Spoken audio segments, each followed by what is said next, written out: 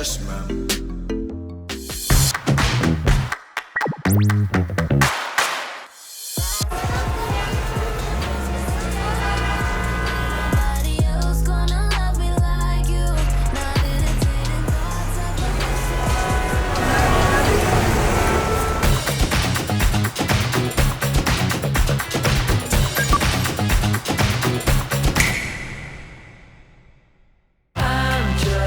Can I get a number 1 with extra onions and chili sauce? Good choice.